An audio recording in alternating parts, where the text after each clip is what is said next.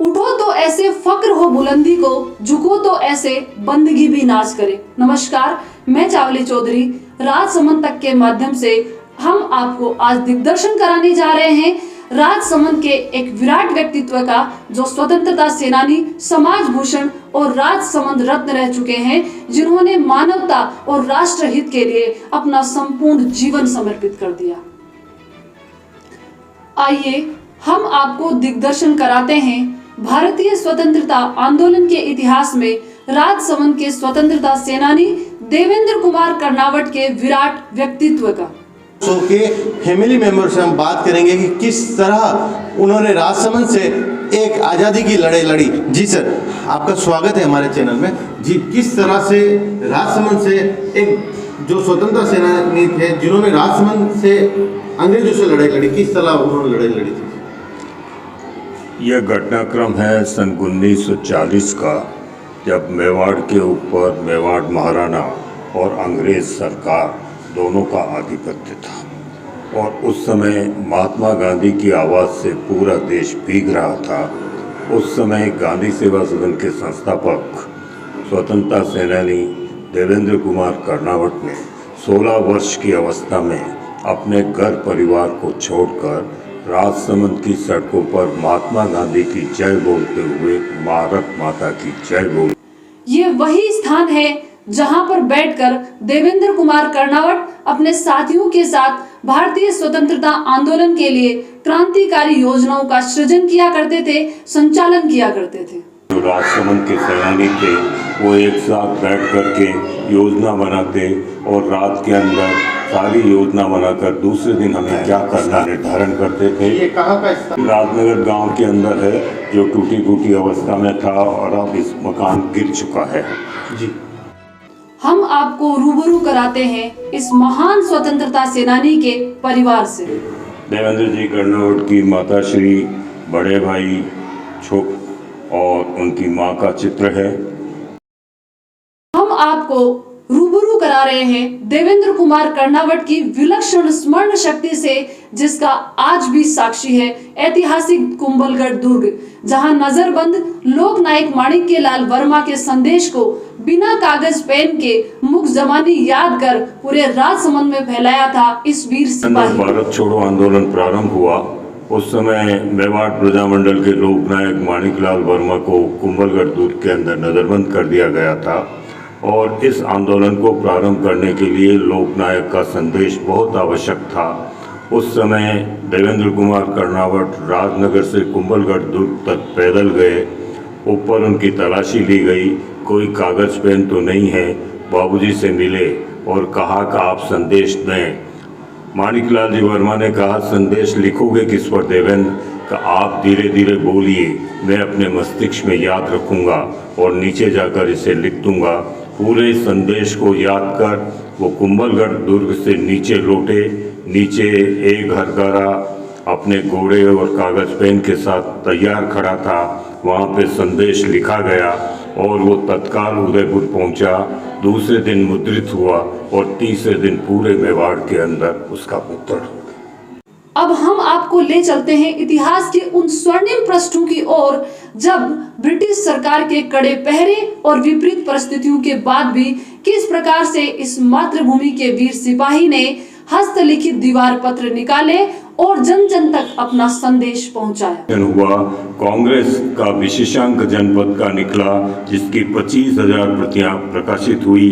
वे जनपद के संस्थापक संपादक थे और इसी जनपद को बाद में 1955 में अणुव्रत का स्वरूप दिया गया, जिसके वे संस्थापक संपादक थे और 20 वर्षों तक उन्होंने अणुव्रत का संपादन किया।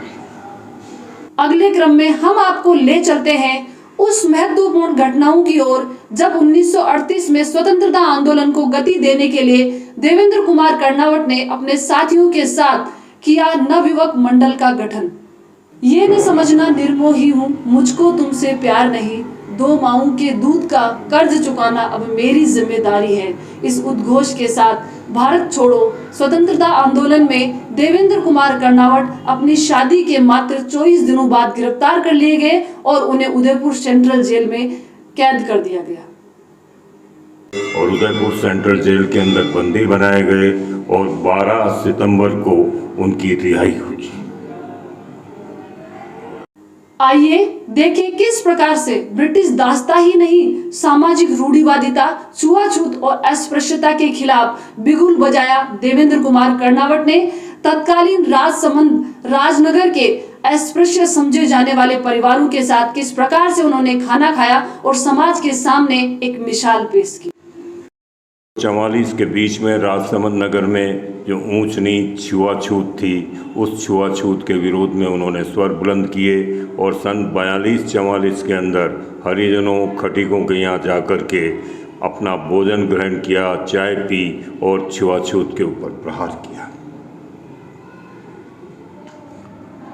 सन 43 में देवेंद्र कुमार कर्नावट गंगा शहर में अणुव्रत अनुशासता आचार्य तुलसी के पास पहुँचे, उनके विचारों को सुना और विचारों को सुनने के बाद आचार्य तुलसी के साथ काम करने का प्रयास किया।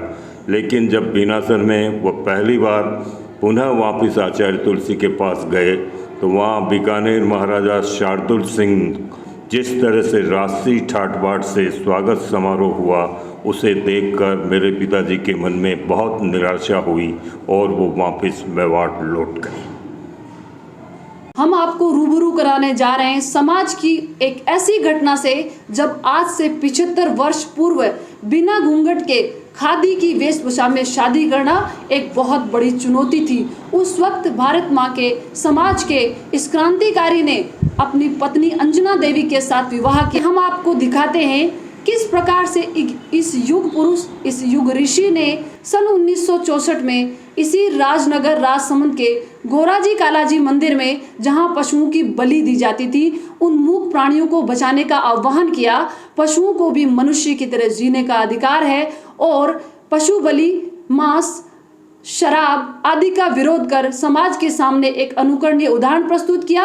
और इन्हीं की और कमला माता की प्रेरणा से उस समाज के तत्कालीन लोगों ने जीव हिंसा पर प्रतिबंध लगाने की कसम खाई। स्वतंत्रता प्राप्ति के बाद इस स्वतंत्रता सेनानी ने शिक्षा और समाज सेवा की ओर एक अनुकरणीय पहल करते हुए अपने नैतिक मूल्यों को जिंदा रखने के लिए किस प्रकार से 26 नवंबर 1952 को स्थापना की बाल निकेतन गांधी सेवा सदन की, जिसका बीजारोपण किया तत्कालीन भामाशाह सोहन लाल दुग्गड़ के हाथों से हुआ शिलान्यास। कुछ शब्द बिन कहे अल्फाज होते हैं, देवेंद्र काका जैसे लोग इस कदर खास होते हैं, दूर कितना भी चले जाए जहां से सदैव जनमेदिनी के हृदय में विद्यमान होते हैं। देवेंद्र कुमार कर्नावट स्वतंत्रता सेनानी, समाज भूषण, राजसमंद रत्न का महाप्रयाण 7 सितंबर 2007 को इस वीरभूमि मेवाड़ से हुआ। यह वो पल था जब 5000 से ज्यादा लोगों का जन सैलाब, विभिन्न विभागों के सभी पदाधिकारी, राजनेता और देश से पधारे हुए विभिन्न विद्वान और साहित्यकार उनकी अंतिम यात्रा में दर्शन के लिए उन्हें राजकीय सम्मान के साथ उनको अलविदा कहा गया। स्वतंत्रता सेनानी देवेंद्र कुमार कर्नावट का 1 मई 2007 को स्वास्थ्य बिगड़ा और हमें लगा कि अब उनका जीवन ज़्यादा लंबा नहीं है। उन्होंने एक लंबा समय अपने धर्मगुरु आचार्य तुलसी और आचार्य महाप्रज्ञ के साथ बिताया था। 50 वर्ष तक छाया की तरह रहकर उन्होंने देश में नैतिक मूल्यों का प्रचार किया। हम उनको अंतिम अवस्था में आचार्य महाप्रज्ञ के पास लेके गए और आचार्य महाप्रज्ञ ने कहा, तुम्हारे से ज़्यादा मैं देवेंद्र को जानता हूँ, उसकी अंतिम यात्रा समाधि पूर्वक होनी चाहिए। और उन्होंने उन्हें समाधि का संकल्प कराया। 7 मई को प्रातः वेला ने वो ब्रह्मलीन हुए और 7 मई मध्याह्न में उनकी अंतिम यात्रा हुई। उस अंतिम यात्रा में राजसमंद जिले के 5000 से अधिक लोगों की उपस्थिति यह दर्शाती थी कि वह राजसमंद में कितने जनप्रिय थे। डॉक्टर गिरजा व्यास, तत्कालीन सांसद किरण माहेश्वरी, श्री हरि ओम सिंह राठौर एवं पक्ष विपक्ष के अनेकों नेता जन साधारण के साथ अंतिम यात्रा में उपस्थित थे और पूरे राजकीय सम्मान के साथ उनका अंतिम संस्कार किया गया। तो देखा आपने कि राजसमंद के एक स्वतंत्रता सेनानी ने अंग्रेजों से लोहा लेकर राजसमंद की और मेवाड़ के लिए प्रतिनिधित्व किया था। उसी के दौरान हम यहाँ के कुछ स्थानीय जो अध्यापक हैं उनसे भी बात करेंगे कि वो इनकी जो घटनाक्रम था उसको किस तरह आप देखते हैं। ये जो आयोजन है शताब्दी वर्ष, यह नव पीढ़ी को यहाँ की जो स्थानीय इतिहास है उसके बारे में अवगत कराएगा, क्योंकि बहुत से लोग नहीं जानते हैं कि मोहनलाल सुखाड़िया जो हैं राजसमंद के रहने वाले हैं। हीरालाल जी तो देवपुरा हैं, वह राजसमंद के रहने वाले हैं। और ये स्वतंत्रता सेनानी किस प्रकार से स्वतंत्रता संग्राम में उन्होंने भाग लिया और राजसमंद का गौरव बढ़ाया। मैं 2012 में इस विद्यालय में एज ए शिक्षक आया था और यहाँ रहते हुए मैंने काका साहब की जीवनी, आपने जो पुस्तकें लिखी हैं उन पुस्तकों के प्रूफ रीडिंग के दौरान मैंने उनकी जीवनी को पढ़ा और उनके द्वारा के जो कार्य हैं उन कार्यों से अवगत हुआ मैं। और वर्तमान में जो हम अभी तैयारी चलवा रहे हैं शताब्दी वर्ष की, उसमें एक प्ले करवा रहा हूँ काका देवेंद्र के ऊपर, जिसमें अपन ने 4 घटनाओं के माध्यम से उनके पूरे जीवन वृत्त को हमने उसमें समेटने का प्रयास किया है। मेवाड़ की स्वतंत्रता में अपनी खास भूमिका रखने वाले आदरणीय काका देवेंद्र की जन्मशती समारोह है। आज देवेंद्र काका के मूल्यों को, जिन्होंने माणिक्यलाल वर्मा और गांधी जी से सीख ली थी, जिन्होंने सत्य के प्रयोग में अपने प्रमुख भूमिकाओं निभाई थी, जिन्होंने राजसमंद की आज़ादी के लिए समय समय पर संघर्ष किया, कुंभलगढ़ कारागार में गए और माणिक्यलाल जी वर्मा का जो संदेश जनता तक पहुंचाया, ये सारा कार्य समय समय पर पत्रिकाओं को, हस्तलिखित पत्रिकाओं को निकालना और जनता में स्वतंत्रता के प्रति अलग जगाना, ये सबसे महत्वपूर्ण काम था जो हमारे देवेंद्र काका ने किया। आज हमें बड़ी खुशी हो रही है कि आज हम गांधी सेवा सदन में काम कर रहे हैं, उनके मूल्यों को आगे बढ़ाने के लिए अग्रसर कर रहे हैं। इन 100 वर्षों में जो नैतिक मूल्य हमारे बीच उन्होंने अणुव्रत के रूप में बोए हैं, आज हम अपने शिष्यों को बांट के और आगे पहुंचाएं। यही आज हमारे देवेंद्र काका की सबसे बड़ी सीख है और इन 100 वर्षों की सबसे बड़ी सीख मेरे लिए भी यही है। राजसमंद से जुड़ी हुई खबरों और विशेष जानकारियों को जानने के लिए जुड़े रहें राजसमंद तक के साथ और हमारे चैनल को लाइक, शेयर और सब्सक्राइब जरूर करें। आज के लिए इतना ही, फिर मिलेंगे। धन्यवाद।